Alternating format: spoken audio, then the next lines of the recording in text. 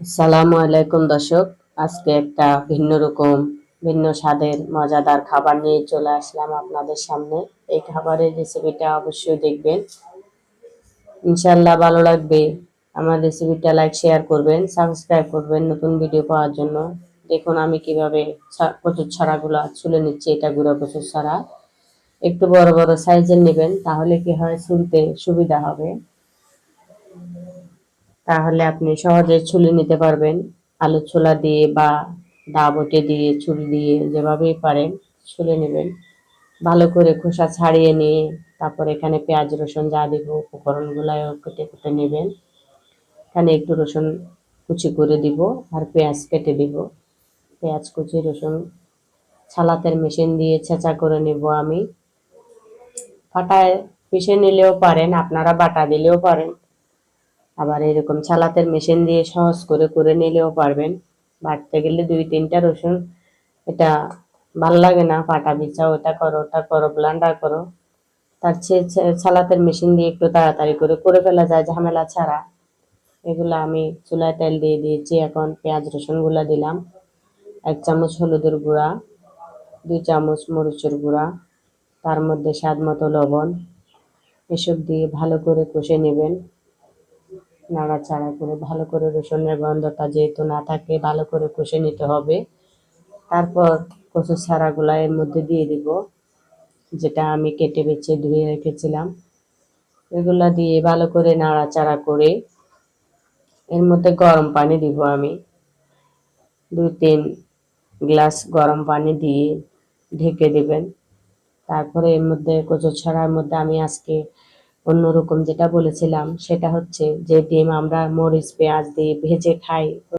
আসসালামু আলাইকুম দর্শক, আমাদের ভিডিওটি ভালো লাগলে লাইক এবং সাবস্ক্রাইব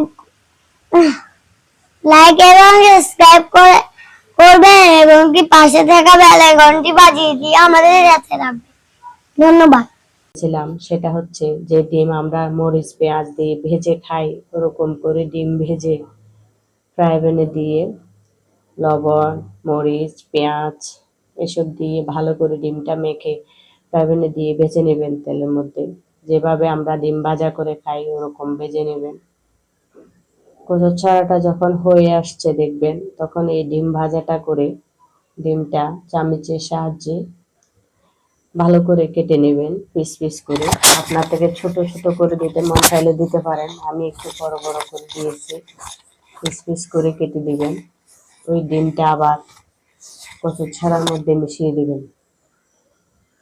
এখানে মিশিয়ে দেওয়ার পরে কিছুক্ষণ নাড়াচাড়া করে ভালো করে রান্না করে নেবেন। একটু মাখা মাখা হয়ে গেলে দেখবেন এর ফ্লেভারটা অন্যরকম হয়। যেরকম আমি বলতেছি সেরকমই হবে ইনশাল্লাহ। বাসায় আপনারা অবশ্যই এভাবে ট্রাই করবেন। আমার যতটুকু বিশ্বাস মনে হয় আপনাদের ভালোই লাগবে রেসিপিটা। আপনারা অবশ্যই ট্রাই করে দেখবেন।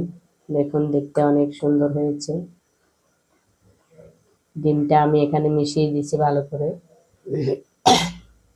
ডিমটা কেটে নিলে পিস পিস করে দিলে কি হয় সবগুলোর মধ্যে মিশে যাবে। তারপর আপনি এটা যেভাবে মন চায় পরিবেশন করতে পারেন। এটা কাটা ছাটা ছাড়া মাছ টাছ দিয়ে রান্না করলে যেমন কাটা হয় না, কাটা আটকে যাবে, বইয়ের বাচ্চারা খেতে চাইবে না। কিন্তু এখানে যখন ডিম দেওয়া হয়েছে তখন এখানে কোনো কাটার ভয় নাই। এটা অবশ্যই বাচ্চারা অনায়াসে খাবে। দেখতেও অনেক সুন্দর হয়েছে। অবশ্যই আপনারা ইনশাল্লাহ বাসায় ট্রাই করবেন, কমেন্ট করবেন কেমন হয়েছে।